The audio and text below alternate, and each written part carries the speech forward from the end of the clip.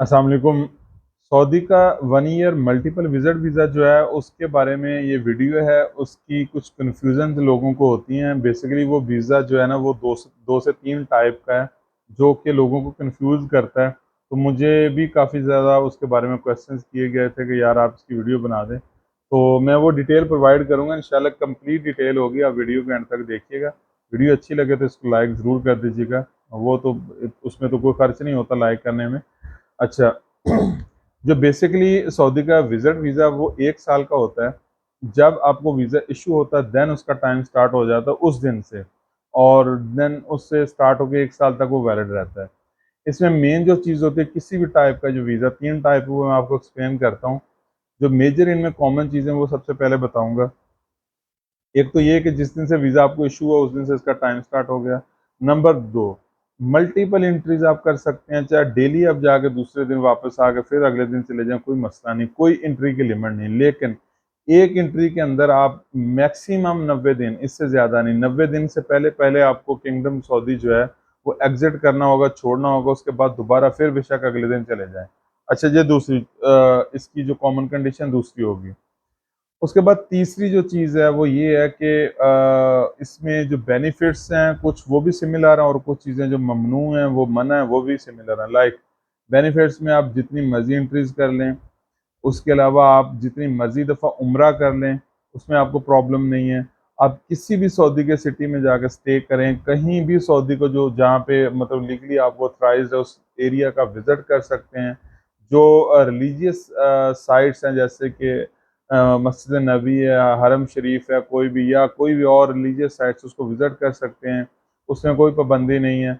अच्छा, उसके बाद जो ममानत हैं जो इनकी कॉमन है वो भी मैं आपको एक्सप्लेन कर देता हूँ। नंबर 1, किसी भी विजिट वीज़ा पे आप काम नहीं कर सकते, वो तो किसी भी कंट्री में ये लीगल नहीं होता। नंबर 2, आप इनमें से जो मोस्टली वीज़ा उनको तीनों को, बल्कि आप इनको कन्वर्ट नहीं कर सकते वर्क वीज़ा में। ये तो हो गई इनकी कॉमन चीज़ें। अब इनको एक्सप्लेन करता हूँ ये इनके टाइप्स कैसे हैं। सबसे पहले वो टाइप जिसमें सिर्फ वो पाकिस्तानी ट्रैवल कर सकते हैं, पाकिस्तानी पासपोर्ट होल्डर, जिनके पास मिडल ईस्ट का अकामा है। अकामा शॉर्ट कह देता हूँ, जिसमें मिडल ईस्ट में कुवैत, बहरीन, दुबई या यूएई और कतर, ओमान, ये 5 कंट्रीज जो हैं जिनके पास इनका वर्क वीज़ा है, किसी भी प्रोफेशन का उनके पास वहाँ की आईडी या कामा जो भी है, वो उनको एक वहाँ से वीज़ा 400, 450, 500 रियाल में इशू होता है, जो सर्विस प्रोवाइड कर रहा है उसके सर्विस चार्जेस से अलावा। तो वो वीज़ा भी 1 साल का होता है, उसके ऊपर आप ट्रैवल कर लेते हैं, तो उसके ऊपर आपको कोई मसला नहीं। या इसके अलावा आपके पास यूरोप में स्पेशली शेंजन, यूके, यूएसए या कनाडा, ऑस्ट्रेलिया वगैरह, इनके अगर आपके पास वीज़ाज हैं और उन वीज़ाज के ऊपर आपने ट्रैवल किया हुआ है, देन आपको इसी वीज़ा के ऊपर ट्रैवल आप कर सकते हैं। मतलब ये 50-60 हज़ार में आपका तकरीबन ये वीज़ा हो जाता है। ई वीज़ा ही होता है ये भी। ये तो होगा उन लोगों के लिए। अब वो लोग जिनके पास ना मिडल ईस्ट का कोई वर्क परमिट है, ना यूरोप, कनाडा, अमेरिका का कोई वीज़ा है, तो वो कैसे ट्रैवल कर सकते हैं? उनके लिए 2 टाइप है। नंबर 1 टाइप वो है जिसको हम कहते हैं पर्सनल विजिट वीज़ा, या अरबी में ज़ियारा शख्सिया कहते हैं। Number 2, business visit visa.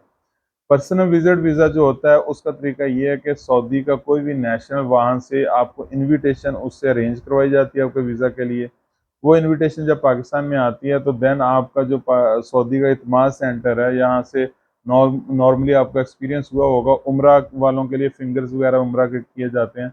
वहाँ पे आप जाएंगे, अपने डॉक्यूमेंट्स लेके जाएंगे, आपकी बायोमेट्रिक होगी, बाकी कुछ प्रोसेस होता है, फीसेस वगैरह जमा होती हैं। वो कंप्लीट होने के बाद आपका वीज़ा प्रोसेस में चला जाता है एम्बेसी में। तो कुछ दिनों के बाद वो वीज़ा आपको उम्रा की तरह ऑनलाइन वीज़ा मिल जाता है। लेकिन थ्रू इतमाद सारा प्रोसेस होता है, आपकी बायोमेट्रिक सारी चीज़ें होती हैं। वो हो गया पर्सनल विजिट वीज़ा। नंबर 2 आ गया business visit visa. Business visit visa में सिर्फ फ़र्क ये है, एक तो इसकी इनविटेशन पर्सनल इंडिविजुअल किसी सऊदी की नहीं होगी बल्कि कंपनी की होगी। दूसरा, इसके बेनिफिट्स भी कुछ ज़्यादा हैं। लाइक उसको मैं एक्सप्लेन करता हूँ। जो पर्सनल विजिट वीज़ा है उसके ऊपर बाकी तो मैंने कॉमन जो चीज़ें हैं, जो ममानत है और जो आपको इजाज़त है वो बता दी हैं।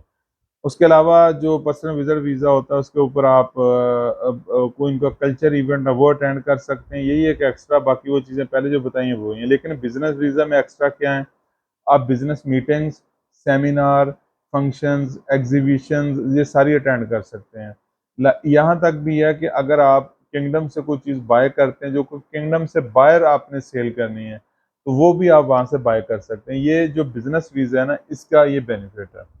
बाकी अगर आपका जस्ट वहाँ पे ट्रैवल करना है, आपके मैक्सिमम साल में ट्रैवल होते हैं उम्रा के लिए या किसी और पर्पज़ आपका बिजनेस है, तो आपके लिए जो पर्सनल विजिट वीज़ा वो बेस्ट है। अगर आपने बिजनेस के लिए ट्रैवल करना तो आप बिजनेस वीज़ा लें।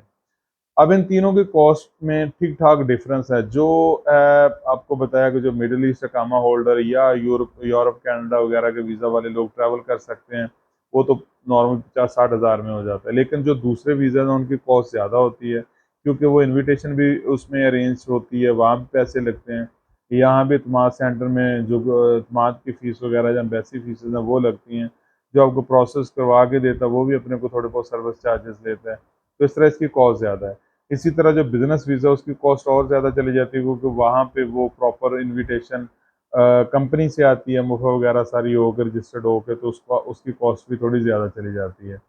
तो बेसिकली ये इनमें डिफरेंस है। अब लोग कंफ्यूज यहाँ पे क्या होते हैं, जो मैंने फर्स्ट टाइप बताई है, ये तीनों विजिट वीज़ा हैं, सॉरी ई वीज़ा हैं। पहले ये स्टिकर लग रहे थे पासपोर्ट पे जो पाकिस्तान से लगते थे वहाँ सेंटर से, लेकिन अभी ये भी सब ई वीज़ा हो गए हैं। आपको पता है सऊदी के जितने भी वीज़ा, चाहे वर्क वीज़ा है, चाहे विजिट वीज़ा है, चाहे उम्रा वीज़ा, जो भी फैमिली विजिट वीज़ा है, सब ई वीज़ा हो गए हैं।